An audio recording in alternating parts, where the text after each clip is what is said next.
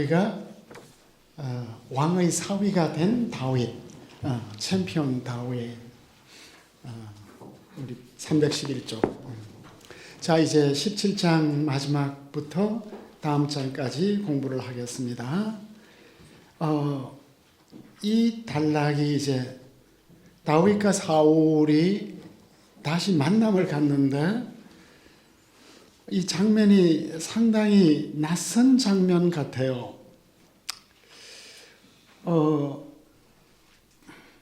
이게 그 앞뒤가 잘 안 맞는 것 같은 시간인데, 왜냐하면 사울이 다윗을 처음 본 것처럼 말하거든요. 우리는 다윗에 대해서 너무나 잘 알고 있는데 왜 사울은 그에 대해서 전혀 모르는 사람에 대해서 묻는 것처럼 말하는가? 처음 만나는 사람처럼.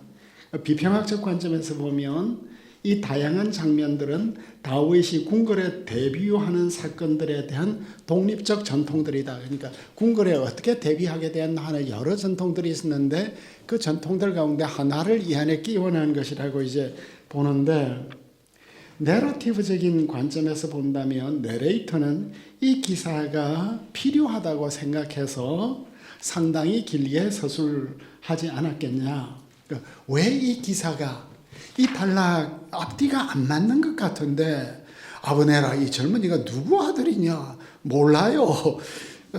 또 물어보라. 계속해서 또 사울이 너 누구 아들이냐. 요 단락이 어떤 의미를 가지게 될까?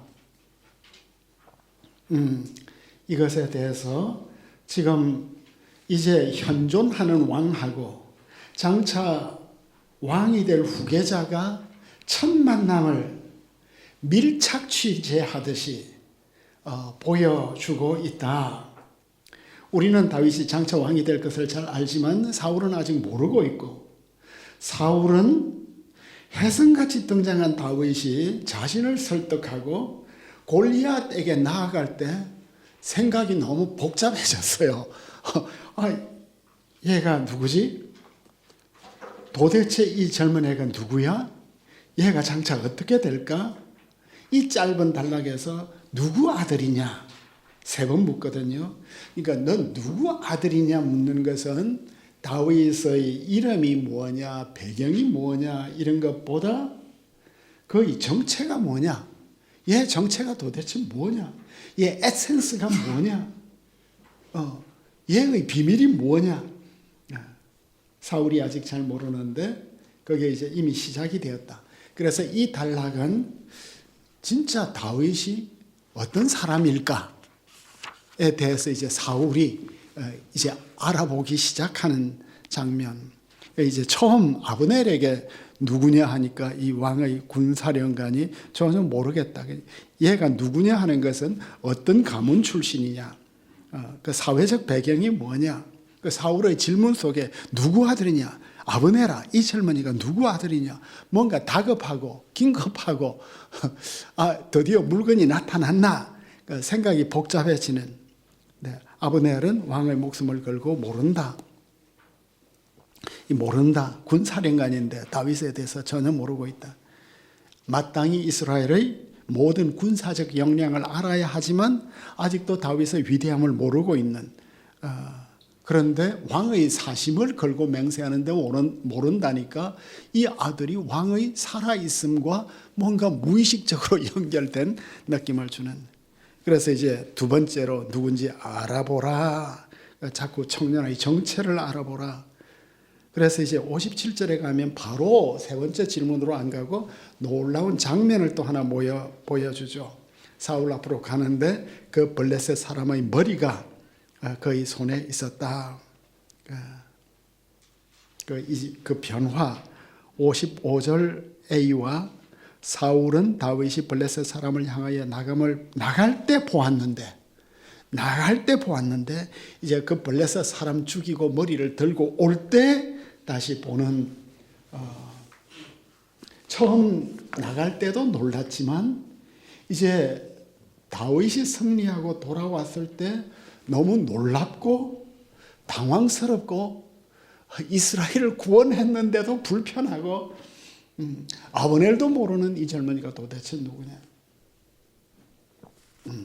그 아브넬이 이 둘을 이렇게 만나게 해주는 모습이에요.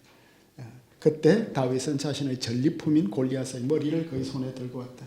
그 메소포타미아 신화 또 헬라 신화에 있어서도 제일 큰 주제 가운데 누가 이 케이오스 몬스터를, 이 혼돈의 괴물을 누가 잡을 것인가, 이 바다를 누가 이 혼돈의 용과 괴물을 누가 정복할 것인가.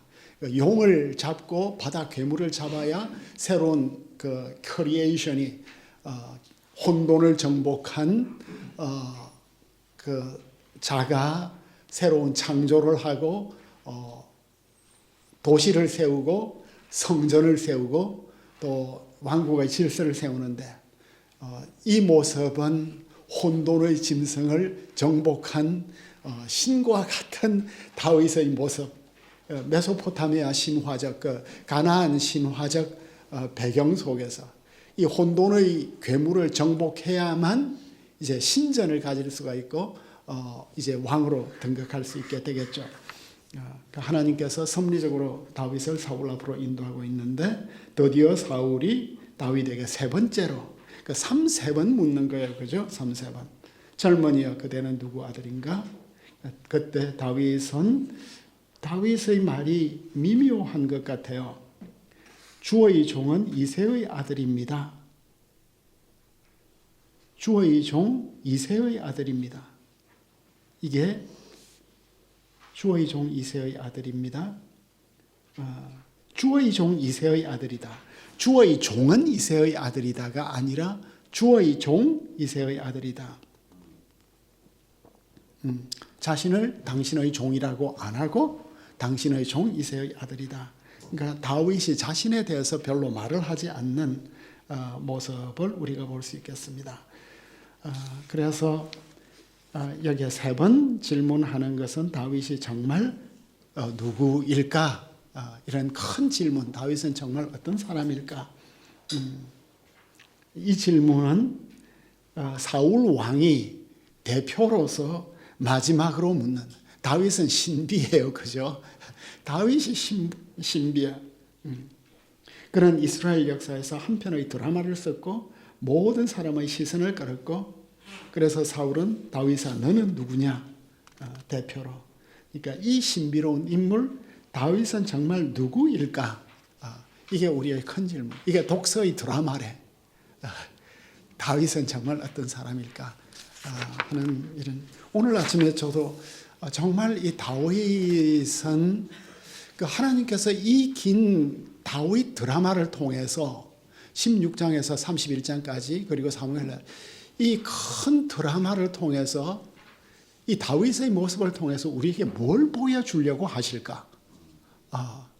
우리는 그동안 다윗에 대해서 여러 번 설교도 하고 잘 알고 있는 것 같은데 정말 이 다윗에 대해서 이렇게 상세하게 시시콜콜하게 장면마다 이렇게 다양하게 온갖 정황 속에서 이 골리앗을 잡는 그 영광의 순간 이후에 그 다음부터 이제 그 유다 광야를 뭐 한없이 헤매어야 되고 늘 목숨의 위협을 당해야 되고 나 때문에 많은 사람들이 죽어가고 제사장들이 죽어가고 85명이나 죽고 또 내가 구원해준 그 도시가 나를 배신하고 또 때로는 그 동네의 지역 유지들에게 무시도 당하고 그래 내가 화가 나서 부하들 데려가서 다 죽이고 싶고 이게 우리 목회하고 무슨 상관이지? 우리는 딱 필요한 설교 해가지고 이제 전하면 그것으로 만족했는데 이렇게 상세한 그림을 통해서 도대체 뭘 보여주려고 하시나? 이 다윗의 강물이 지금 어디로까지 흘러가려고 하나? 그동안 받은 은혜만 해도 족하고 이제 그만해도 될 것 같은데 이 강물이 다시 더 흘러갈 일이 있을까? 그리고 이 강물이 신약 예수에게까지 간다고? 그리고 오늘 우리에게까지 오게 하는 왜 이 저자가 다윗에 대해서 이렇게 길게 상세하게 시시콜콜한 이야기를 많이 하는 이유가 뭘까? 그런 질문을 가지고 우리가 이 다윗 이야기를 읽어가야 되는 것 같아요. 그런 생각이. 그 질문을 지금 사울이 니 누구냐 세 번이나 이스라엘의 왕이 반복적이고 지속적으로. 그래서 이제 마침 사울하고 대화가 좀 되었는지는 모르겠지만 이제 말 마치자마자 요나단의 마음이 다윗의 마음과 하나가 되었다. 그러니까 이제 시간절 말하기를 마쳤다. 그때 마음이 서로 하나가 되는 상황이 있었는데 그래서 주절이 요나단이 다윗을 자기 생명처럼 사랑했다고 말하고 있습니다. 아마 감격했겠죠. 40일 동안 모욕을 당했는데 다윗은 이새의 아들이라고 밖에 자기를 소개 안 했어요. 그죠? 대화가 너무나 짧았고 대화라고 말하기도 어렵고 사울하고 다윗 사이에는 아무런 관계가 안 만들어졌어요. 그 분위기는 공식적이었고 엄숙했어. 그리고 왕에게는 따뜻함도 없었고 감사도 없었고 사울이 기뻐했다는 말이 없어요.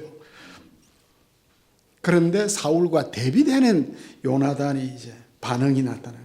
진짜 반응이 나타나고 있는 왕이 계승자, 그러니까 참 사울의 아들은 지혜롭고 용감하고 따뜻하고 자유롭고 참 믿음의 사람으로서 그러니까 요나단의 마음이 네페시 예호나단 요나단의 마음이 주어고 맺어졌다. 니크샤르 카샤르 동사가 있어. 카샤르 이어졌어. 연결이 됐어. 다윗의 마음과 그러니까 맺어졌다. 마음과 마음이 서로 대칭을 이루어지고 있는데 그 두 마음 사이에 맺어지다. 접합했다. 밀착되었다. 묶였다. 매였다. 두 마음은 동등하고 그러면서도 연결되는 그 일심동체가 되는 이 지점이 멋진 장면 같아요. 이 카샤르, 니크샤르라는 동사를 가장 잘 설명한 사람은 우리 이어령 선생이었어요. 이어령 선생이 생명이 머리에 있는가 가슴에 있는가. 의학에서는 생명이 머리에 있는 뇌에 있다는 뇌설, 가슴에 있다는 설. 그런데 이어령 선생은 생명은 목에 있다.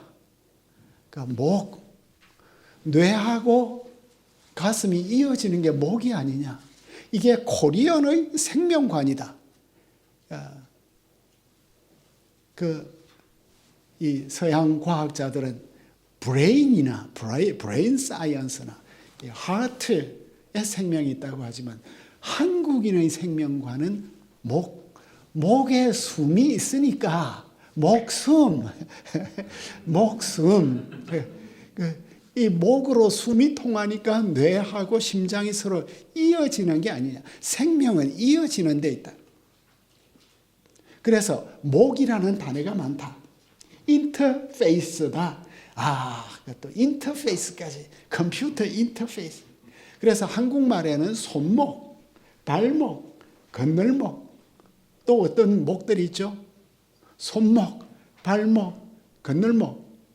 우리 어린 시절에 골목이 있었잖아. 한국의 집은 너무 신비로워서 그 골목이라는 게 말이에요. 아무리 동네가 복잡해도 다 연결이 돼. 골목 따라서 울둘목, 이순신이 대첩을 울둘목. 그 목 단어를 찾아보면 굉장히 목이 많아요. 그러니까 지도자는 목의 역할을 하는 거야. 숨이 잘 통하도록. 그런데 이어령 선생이 은혜를 받아가지고 갑자기 십자가 죽음의 자리가 목이다. 죽음의 자리가 부활의 자리다. 영원한 목숨의 자리다. 내가 이제 여기에 나루목도 있고 나들목도 있고 이어령 선생 이후에 이제 목에 대한 단어를 막 제가 이제 막 찾아보는 목이 그렇게 중요하구나. 서로 이어졌다. 그래서 사랑했다. 그런데 요나단하고 사울은 다르죠. 사울은 다윗을 붙잡아 두었다. 라카 아버지 집에 안 보내는 왜요? 왕의 권리다. 왕의 권리다. 이런 모습. 다윗을 가두어 두는 거죠. 이러면 큰일 나겠다 하고 이제 붙들어 두는. 그리고 다윗과 요나단은 언약을 맺었고 목숨처럼 사랑했다. 여기에서 언약 체결에서 다윗이 주도적이었습니다. 그죠? 그렇지만 일방적이지 않고 상호적인 언약을 맺었을 거고 그들의 언약은 사랑, 아하바에 기초하고 있고 요나단이 이제 드디어 겉옷을 스스로 벗어주었다는 히트파엘 형이에요. 파샤트가 스스로 벗어주었다. 그리고 그의 군복과 칼과 활과 띠도 주었다. 그 사울은 빌려주었는데 맞지도 않는 걸 빌려주었는데 요나단은 주었어요. 그죠? 이게 그 왕과 왕자의 옷은 상징적이죠. 그 왕자의 권리를 넘긴 것 같기도 하고 양도한 것 같기도 하고 포기한 것 같지는 않고 그 옷을 벗어 넘기는 것은 권위와 직분을 전수하는 일이잖아요. 그죠? 아론과 엘라살에게, 엘리야와 엘리사에게. 여기에서는 언약의 징표로서 사랑과 존경을 표현할 수 있는 이 시점에서 요나단이 지금 내가 내 왕권을 넘긴다고 상상은 할 수가 없는 것 같아요. 그죠? 왜 그렇죠? 왜냐하면 그 당시만 해도 왕권은 세습직이었으니까 사울의 왕권이 다른 사람에게로 넘어간다는 걸 상상할 수 없었던 것 같아요. 네 가지를 무기를 주고 있고 요나단은 다윗에게 가시적이고 공적인 지지를 보내고 있는 이로써 요나단은 다윗이 보좌에 오를 수 있는 공적인 주장을 나중에 이제 다윗이 이스라엘 왕이 되고 나서 얼마나 반대가 많았겠어요. 여러 지파들에게. 그러니까 다윗에 대해서 얼마나 부정적인 이야기들을 많이 했겠어요. 그러니까 크게 역사적으로 보면 다윗이 온 이스라엘의 왕이 되는 것이 맞냐? 그 베냐민 지파 시므이가 다윗에게 돌 던지면서 피 흘린 자야 가라 가라. 너의 그 머리에 너가 흘린 피가 다 사울의 집안의 피가 너의 머리에 다 돌아가라. 그 나중에 저주하잖아요. 기만. 그러니까 사무엘서 전체는 다윗의 왕권이 정말 적법하고 정당한가 하는 큰 역사적인 논쟁 가운데 이걸 다윗은 참 정당하다는 걸 계속 변호해 가는 것 같아요. 그러니까 예수님이 정말 우리의 메시아가 되고 왕이 되는 게 정당하냐 하는 것에 대해서 십자가의 사형수가 어떻게 우리의 메시아가 될 수 있냐는 그 큰 프레임이 있었는데 그 논쟁에 대해서 복음서가 계속 예수님에 대해서 말씀해 주고 사도행전이 말해주고 서신들이 말해주는 것처럼 이제 다윗의 왕권을 가장 인정해 준 사람이 누구지? 요나단이었잖아. 그런 굉장히 중요한 바둑으로 말하자면 큰 포석을 지금 요나단이 해주고 있는. 그래서 이제 다윗이 높아지고 있죠. 드디어 점점 높아지고 있는. 사울이 보내는 곳마다 지혜롭게 행했다. 성공했죠. 그래서 군대의 장으로 삼았다. 늘 성공적으로 하니까 사건이 생겼어요. 드디어 군대의 장이 됐어요. 모든 군인들이 합당하게 여겼어요. 여기서 군대의 장이라는 단어가 지휘관으로 세웠다는 단어, 전쟁의 사람들이라는 것이 이제 정예 부대에서 사울이 드디어 다윗에게 새로운 신분을 부여했고 사건이 되었고 사울의 감정과 판단에 대해서는 전혀 계속 침묵하고 있고 다 합당하게 여겼다, 기뻐했다. 드디어 이제 하나님의 섭리 가운데 사울의 궁궐 안으로 들어 왔습니다.